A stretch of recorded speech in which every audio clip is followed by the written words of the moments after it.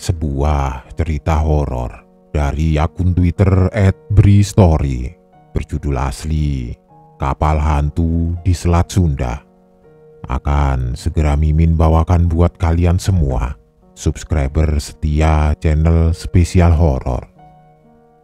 Baiklah, tanpa berlama-lama, silahkan selamat menikmati dari awal hingga akhir cerita.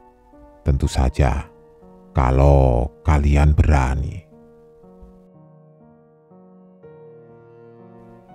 Seperti yang sudah pernah aku bilang beberapa kali, aku lahir dan beranjak besar di Cilegon, kota industri yang nyaris berada di paling ujung barat Pulau Jawa. Di kota ini aku punya banyak cerita. Di kota ini aku punya banyak pengalaman dengan berbagai rasa. Indah, bahagia, seru, lucu, dan juga pasti banyak yang menyeramkan. Mungkin karena sejak kecil sudah berada di lingkungan dan daerah yang syarat dengan cerita serta kejadian seram, aku jadi mengalami banyak pengalaman aneh dan seringkali menyeramkan. Banten memang sejak dulu terkenal sebagai daerah yang memiliki nuansa mistis dan hal-hal di luar akal. Dan itu benar adanya, karena aku yang mengalaminya sendiri. Di samping karena faktor lingkungan dan kedaerahan tadi, salah satu faktor lain yang membuat aku jadi seperti ini adalah pertemanan. Dari kecil, aku punya banyak teman yang hobinya sama, berpetualang. Seringkali mengeksplorasi tempat-tempat yang belum pernah kami kunjungi sebelumnya, atau bahkan belum pernah ada orang lain yang datang mengunjungi. Berbahaya, iya, karena beberapa kali kami harus ketakutan setengah mati karena menemui masalah, entah nyasar, terjebak di satu tempat, atau masalah lain.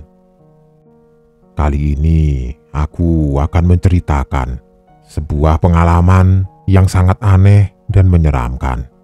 Pengalaman yang aku alami ketika masih SMP dulu bersama dua orang teman. Kejadiannya sudah cukup lama, tapi sepertinya aku masih sangat ingat detailnya karena memang sangat membekas. Kejadian di salah satu kapal besar, kami menyebutnya Kapal Hantu di Selat Sunda. Begini ceritanya. Aku sekolah di SMPN 3 Cilegon, dulu namanya SMPN Pulau Merak. Zaman aku dulu, sekolah ini termasuk sekolah unggulan dan semoga sekarang masih.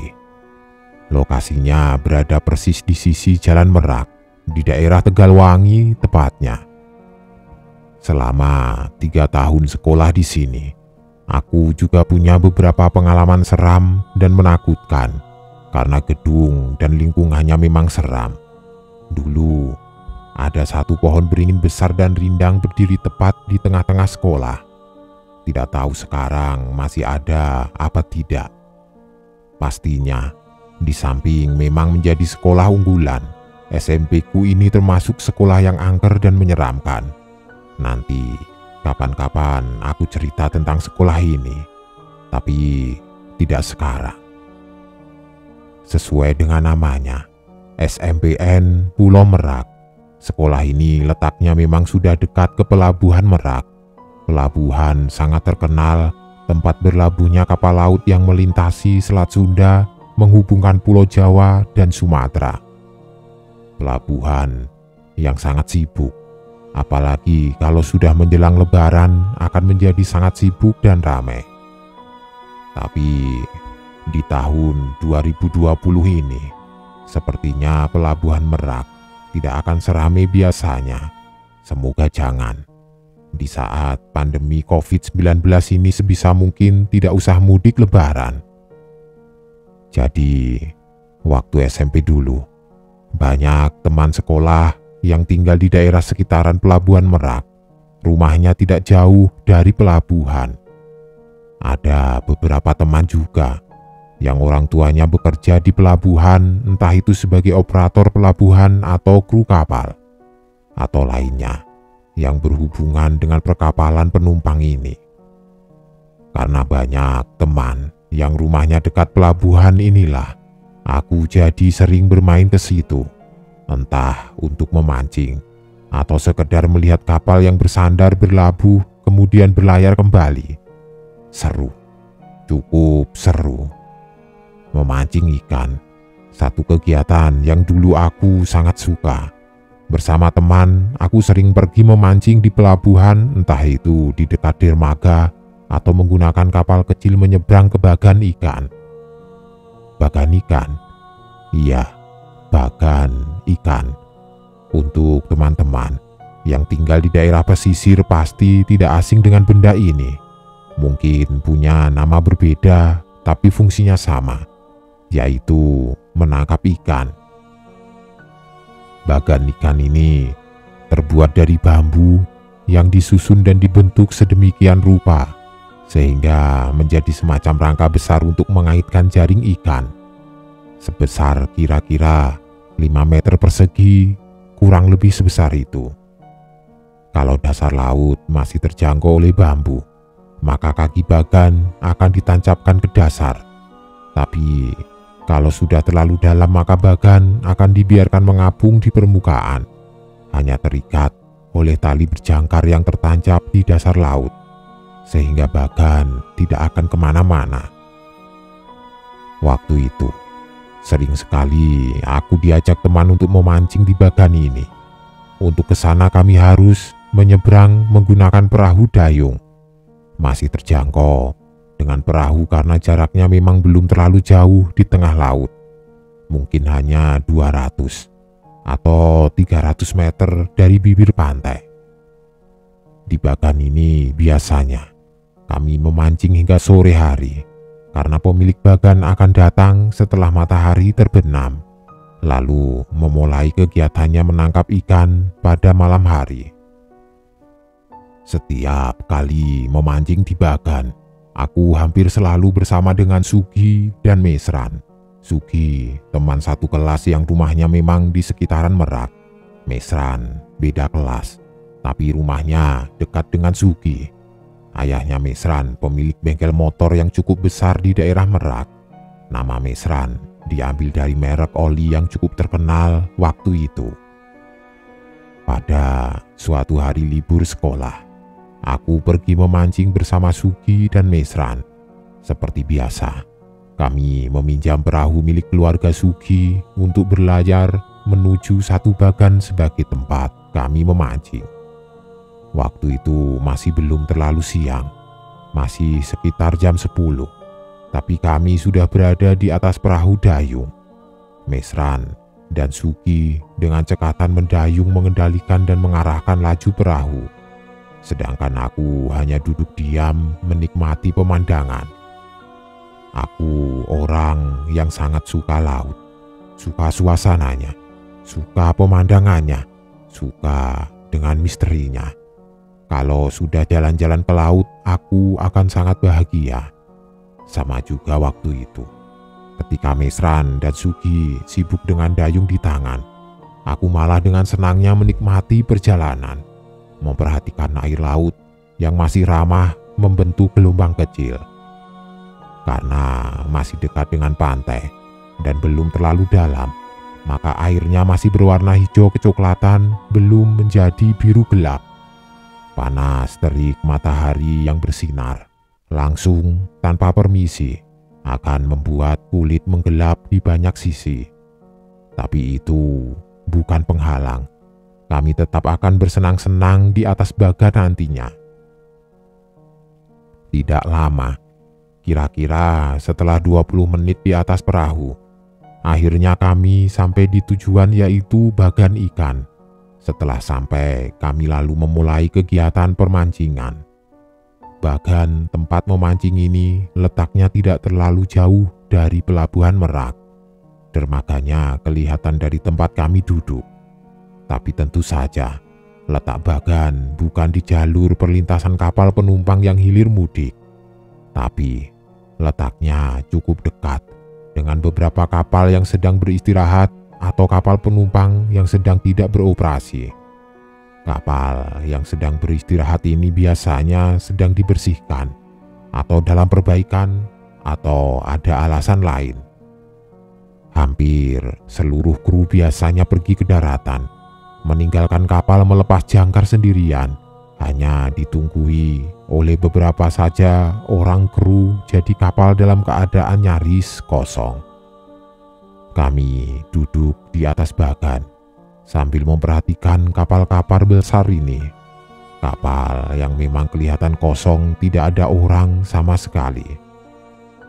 "Kamu kenal sama Raden kan, Bri? Anak kelas 2B?" tanya Mesran yang sepertinya tahu kalau aku sedang memperhatikan kapal-kapal besar itu. "Iya, kenal Sran. Kan aku satu sekelas di kelas 1, jawabku. "Omnya Raden kan kerja di salah satu kapal-kapal itu. Kalau mau, dia bisa mengajak kita naik ke kapal itu kapan-kapan. Aku pernah kok diajak," begitu kata Mesran lagi. Ide yang bagus, begitu pikirku. Pengen juga naik kapal sebesar itu dan memancing ikan dari atasnya. Singkatnya, pada hari berikutnya, di sekolah aku bertemu dengan Raden, lalu mengungkapkan keinginanku dan Mesran untuk main ke salah satu kapal besar tempat di mana omnya Raden bekerja. "Jadi, kamu mau main dan mancing di kapal itu, Bri? Sepi loh, kalau lagi istirahat, cuma ada 1 atau 2 orang yang nunggu," begitu kata Raden. "Ya malah bagus dong, Den. Kita bisa jalan-jalan bebas di kapal besar, ya kan?" begitu aku bilang. Begitulah, akhirnya Raden menyanggupi untuk meminta izin ke omnya agar kami bisa naik ke kapal. Besoknya, Raden membawa kabar gembira. Omnya memberi izin dan akan mengantar kami masuk ke dalam kapal. Rencana akhirnya tersusun. Hari libur berikutnya, kami akan melaksanakan kegiatan itu, naik ke atas kapal yang sedang berlabuh beristirahat. Kegiatan yang harusnya akan menyenangkan, menggembirakan, mengeksplor kapal besar yang sedang dalam keadaan kosong. Seharusnya begitu. Satu hari sebelum pelaksanaan, Raden memberi kabar kalau ternyata omnya baru akan pulang pada malam hari. Jadi kami baru bisa naik ke kapal setelah omnya pulang, iya, di malam hari. Aku dan Mesran menyanggupi, tapi Sugi tidak mau. Dia bilang tidak berani kalau malam-malam, jadi hanya aku, Mesran, dan Raden yang akan naik ke kapal. Aku meminta izin ke orang tua, bilangnya untuk menginap di rumah Mesran. Orang tua mengizinkan karena memang waktu itu sedang ada liburan sekolah. Rencana pun lanjut jalan. Pada harinya, jam 4 sore aku dan Mesran sudah berada di rumah Raden, menunggu kepulangan omnya. Setelah itu kami akan berangkat menuju ke kapal. Aku sangat senang saat itu, karena akan menghabiskan waktu bermain dan memancing di atas kapal besar. Tapi hingga menjelang maghrib, Om Roni, omnya Raden, belum pulang juga. Hingga akhirnya hari berubah menjadi malam pun si Om belum datang juga. Akhirnya sudah jam 8 malam. Aku sudah mulai bete, mulai kesal. "Sudah malam, Den, tidak jadi saja ya. Serem juga malam-malam ke tengah laut," begitu sungutku. "Tenang, Bri. Om Roni bentar lagi juga pulang. Lagi pula kan enakan malam.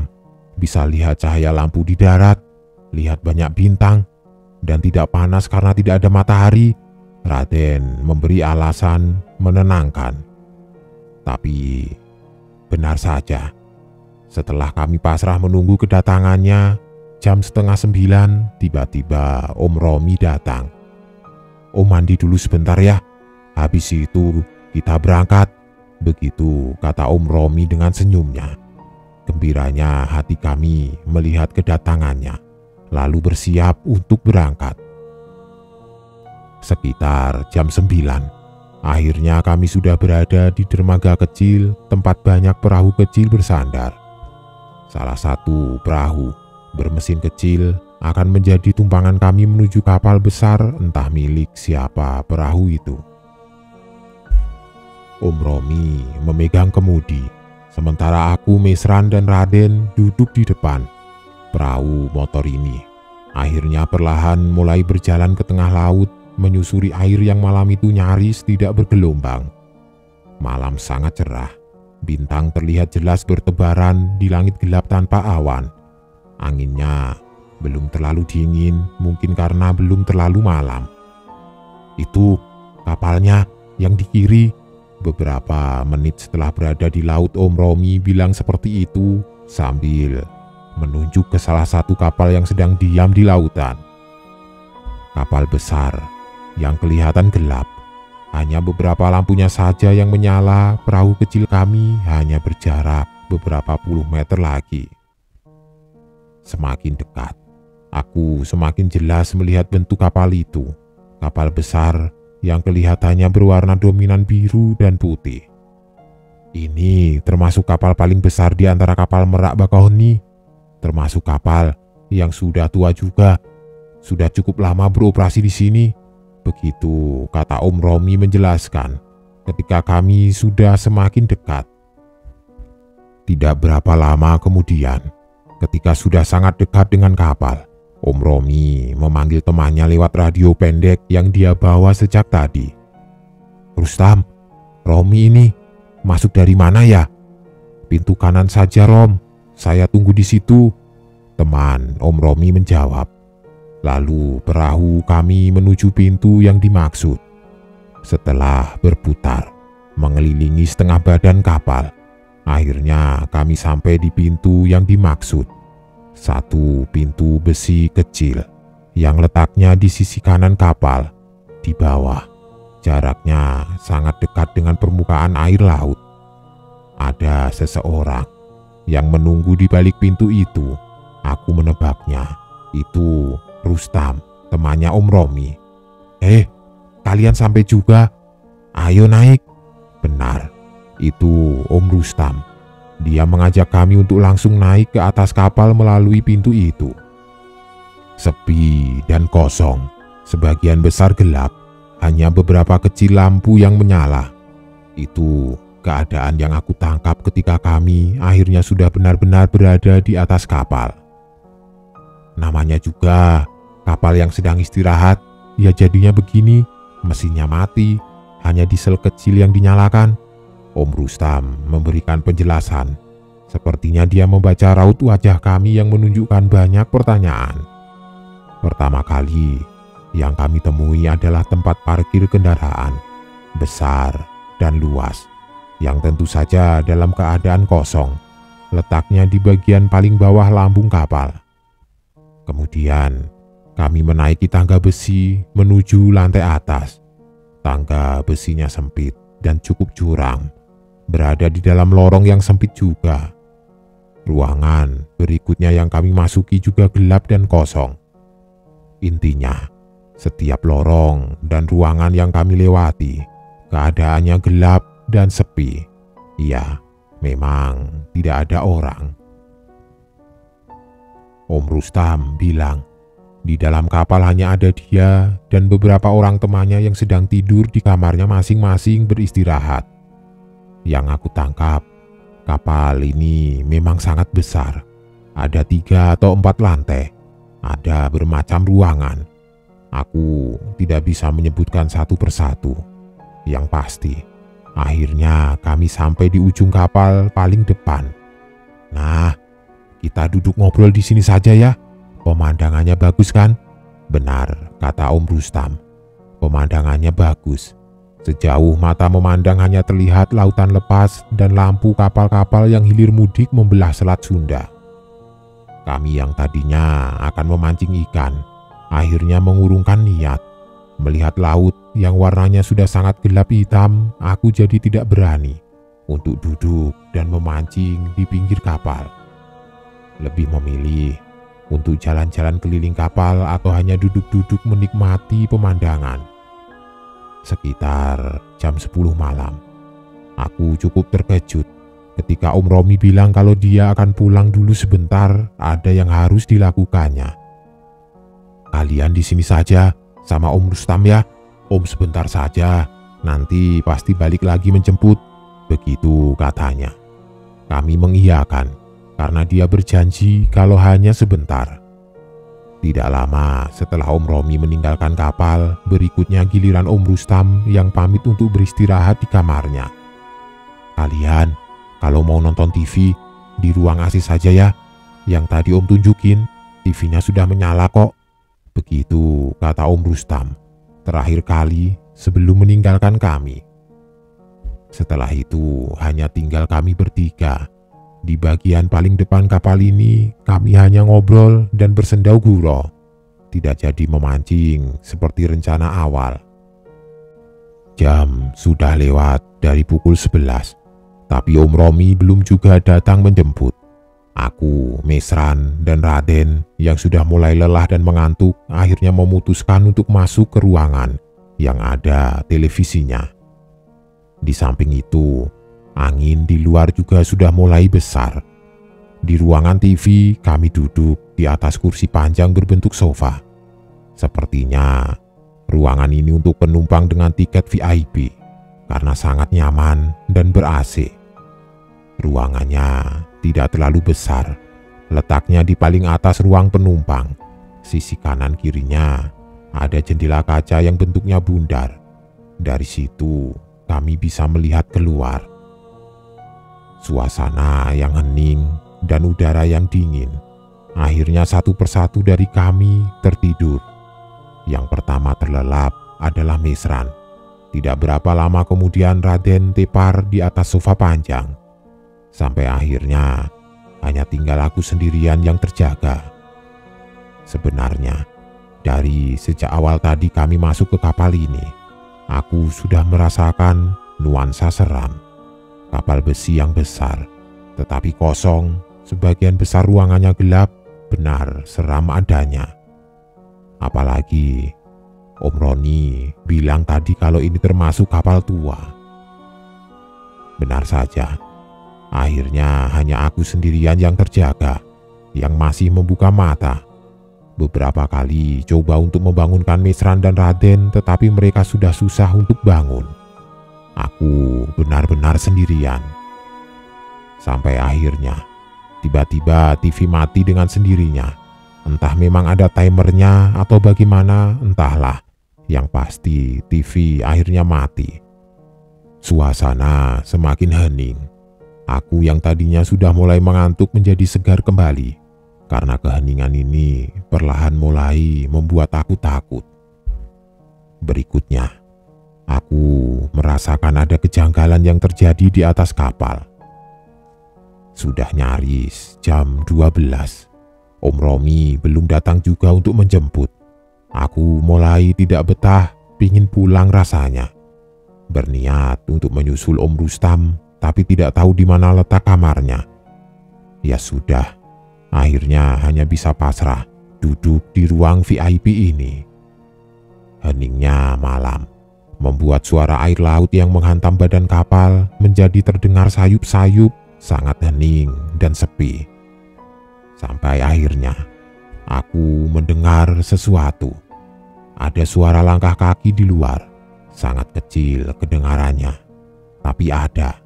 Aku yakin itu suara langkah kaki yang sepertinya memakai sepatu beralas keras, sehingga menimbulkan bunyi cukup kencang ketika bersentuhan dengan lantai kapal.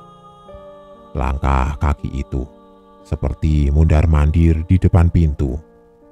Siapa sih itu di luar? Begitu tanya aku dalam hati. Penasaran, akhirnya aku berdiri menuju pintu yang memiliki jendela kaca bundar di atasnya. Jadi aku bisa melihat keluar melalui jendela kaca itu. Hanya beberapa meter dari pintu, aku berhenti karena ternyata ada seseorang yang berjalan ke kanan dan ke kiri di depan pintu. Kelihatan dari jendela kaca. Siapa orang itu? Bukan Om Rustam dan bukan Om Romi juga. Aku tidak mengenalinya. Sekilas aku melihat dia memakai topi putih di kepalanya, seperti topi polisi tapi berwarna putih seluruhnya. Belakangan aku baru sadar kalau yang orang itu kenakan adalah topi yang biasa dipakai oleh kapten kapal. Masih berdiri memperhatikan, aku melihat sosok itu terus bolak-balik di depan pintu. Aku tidak berani mendekat karena merasa ada yang janggal. Sampai akhirnya dia berhenti lalu diam persis di depan pintu. Aku dapat melihat kepalanya dari samping menghadap ke kiri. Masih diam memperhatikan. Di titik ini sangat jelas aku melihat wajahnya. Wajah yang sama sekali tidak aku kenal. Wajah laki-laki bule berkumis tebal. Kelihatan sudah tua, mungkin umurnya sudah 60 tahunan. Semakin jelas aku melihat wajahnya ketika tiba-tiba dia menoleh ke arah jendela. Menoleh melihatku yang masih diam berdiri. Lalu kami saling bertatapan beberapa saat lamanya. Siapa dia? Kapten kapal ini kah? Aku tidak tahu. Ketika aku masih kebingungan, tiba-tiba sosok itu membuka pintu. Hingga akhirnya pintu terbuka lebar sepenuhnya. Di saat itulah aku akhirnya bisa melihatnya secara utuh dan benar. Sosok ini berpakaian layaknya kapten kapal, berpakaian serba putih. Dia tersenyum, menunjukkan gelagat tubuh seperti mengajakku untuk mengikuti langkahnya. Entah apa yang ada di pikiranku saat itu. Aku menuruti ajakannya untuk ikut dengannya entah kemana. Sosok kapten bule ini berjalan pelan di depanku. Dengan sepatu hitamnya, dia melangkah menyusuri lorong kapal dan menaiki beberapa tangga. Aku terus mengikuti langkahnya. Sampai akhirnya kami sampai juga di tujuan. Ternyata kami memasuki anjungan kapal, tempat di mana ruang kemudi berada. Di anjungan ini, aku dapat melihat nyaris sekeliling kapal. Sosok kapten ini langsung berdiri di depan kemudi dan memegang rodanya menghadap ke depan, ke laut luas. Tapi raut wajahnya masih tersenyum. Aku terus memperhatikan dia. Dari awal, aku sudah merasakan ada yang aneh.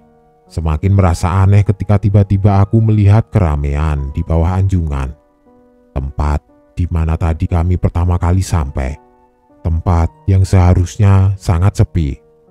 Tiba-tiba sudah banyak orang dan terang benderang. Orang-orang itu kelihatan sangat sibuk, sepertinya sedang mengerjakan proses bersandar kapal. Ini ada apa? Kok tiba-tiba rame dan terang benderang? Itu yang berkecamuk di dalam pikiran. Cukup lama aku memperhatikan semuanya. Sementara sang kapten tetap diam di balik kemudinya. Sampai akhirnya aku melihat ada pemandangan yang sangat menakutkan. Kalau aku perhatikan dengan seksama, orang-orang yang berada di bawah anjungan pakaiannya seperti basah semua. Kalau aku perhatikan dengan lebih seksama lagi, basahnya berbeda. Bukan basah air atau keringat, tapi sepertinya basah karena berlumur darah. Aku semakin ketakutan ketika melihat ada pemandangan yang lebih menakutkan lagi. Di ujung kapal ada sosok yang berdiri diam tidak melakukan apa-apa. Sosok itu bertelanjang dada. Yang mengerikan, sosok itu berdiri tanpa kepala. Aku langsung mundur, ketakutan, bersandar pada dinding belakang anjungan dan aku nyaris pingsan. Kemudian, aku melihat sosok kapten yang tadinya terus menghadap ke depan ke laut lepas perlahan mulai menolehkan wajahnya kepadaku.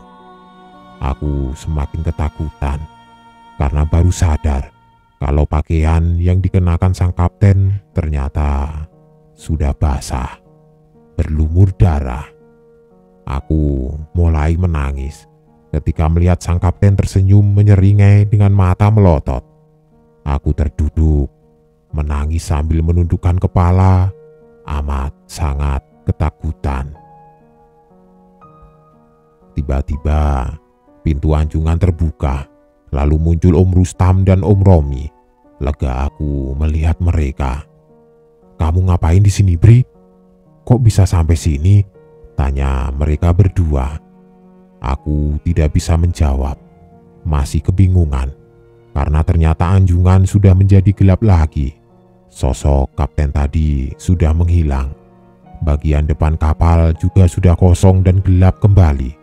Seperti awal tadi, sosok-sosok yang menyeramkan itu sudah hilang semuanya.